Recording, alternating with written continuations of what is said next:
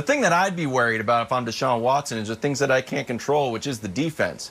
Like, well, I don't know, we were up 24-0 against the eventual Super Bowl champs. Like, I didn't lose that game. I didn't give them 41 points. I had a bad interception, don't get me wrong. When you look at these numbers here, 24 points per game, 19th. Yards per game, close to the bottom. Third down, really bad. And red zone, dead last.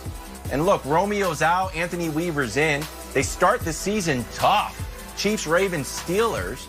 So if I'm Deshaun Watson, I'm happy I've got my money. But I'll also be looking at the other side of the ball and be like, do we really have enough here, Greg?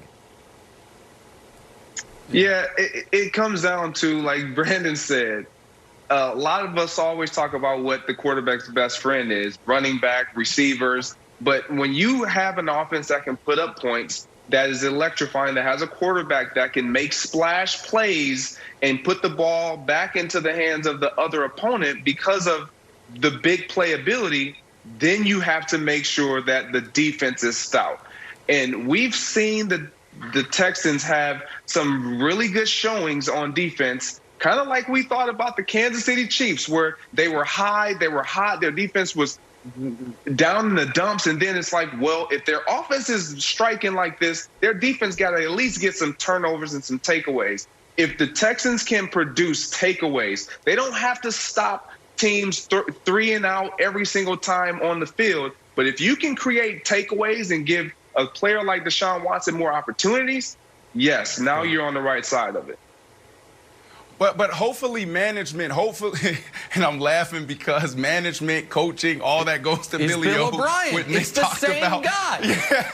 Yes. All right, so let's just say Billy O.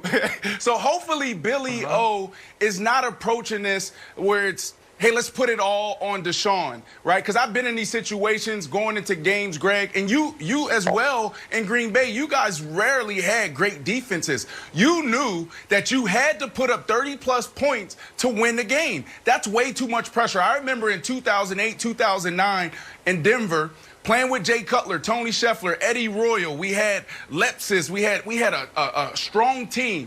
And I remember sitting on the bench at times, and Jay Cutler would not look up and watch the defense. He just sat there with his head down the entire game, and he said, I'm not watching this.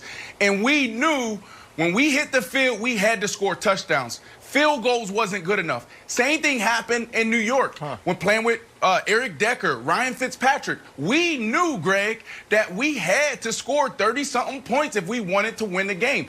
That pressure on the offense week in and week out is a lot. Now, can some teams carry it? Yes, you guys did it all the way to the Super Bowl. But that's a weight that most teams can't carry.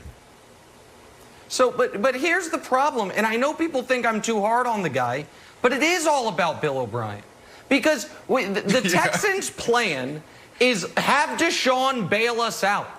Because think about this. They lost DeAndre because they didn't have the money to pay him, because they knew they were going to have to pay Tunsil more money than any tackle had ever made by a wide margin, because they had given up all those draft picks for him. They can't keep Tyrann Mathieu, who was on the Texans and then went to the Chiefs, was a huge part of the Chiefs winning a Super Bowl, because they knew they were going to have to pay Tunsil and pay other guys that Bill O'Brien has overpaid for. Yet they found money to have David bleeping Johnson at $13 million be a positive part of a trade. That's the GM, Bill O'Brien. The head coach, Bill O'Brien, has a 24-point first-half lead in a playoff game and then is losing at halftime. That shouldn't be mathematically possible. That came after a playoff game to the fighting Josh Allen's, where they were getting run off the field until Deshaun Watson started doing special Deshaun Watson things.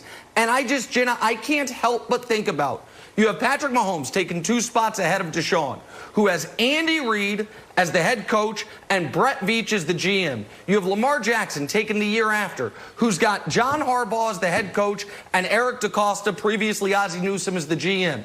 So you've got top 5 coaches, top 5 GMs for those 2 young stars.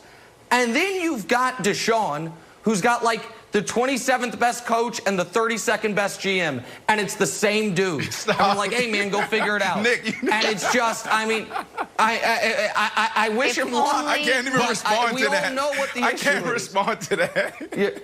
I can't Jenna, respond we all to know that. what the issue is. Go to the next topic. If only we knew how you felt about Bill O'Brien. Hey, time now for an oldie but goodie. Contender or pretender? It works because it rhymes. Staying in the AFC South, the Titans signing Jadeveon Clowney yesterday. Yeah. One-year deal worth up to $15 million. Another former Texan. Brandon, I'll start with you. Give it away. There you go. Are the Titans Super Bowl contenders or pretenders after signing Jadeveon Clowney? Contender. Contender. Come on, we know this. Here's the thing that you need to look at when you're seeing, if you're trying to figure out if your team is set up for success. Number one, do you have a quarterback that can manage the game and also make big plays? Yes. This quarterback, Ryan Tannehill, is battle tested. I'm glad that they solidified this position by stepping up and paying this guy. The second thing is running game. Do they have a running game? Absolutely. And the other thing, the last thing is defense. 100% have a really good defense, top 5 defense. So for those reasons, they are contenders. Yeah, I 100% agree. When you look at what they were able to do and the run that they were able to make deep into the playoffs last year, the Texans, they checked all the boxes that you just mentioned. But even more importantly, when you get into the playoffs, it starts to trickle over into coaching. And the identity of Mike Vrabel, we saw translate to those players on that football field. They were tough, they were smart, and they were ready for every situational football play. And that's what makes a special team, and that's what gives you the opportunity to contend deep into the playoffs. So, listen, I love Clowney. I think he's an excellent player. He was really good the year in Seattle when Bill O'Brien was paying half his salary for him. But even with the addition of Clowney, this team's a pretender. And one thing I've learned, Brandon, from this near month of us doing shows together is you've got a little bit of traumatic stress from your 18 different quarterbacks. Because if a quarterback has 18? A pulse, you're like, you can win with him. If the quarterback is anything, he's like, you can win with the guy. Listen, Ryan Tannehill played the best he will ever play in his entire. There you go, exactly right. So I don't think Ryan Tannehill is going to be able to duplicate what he did last year.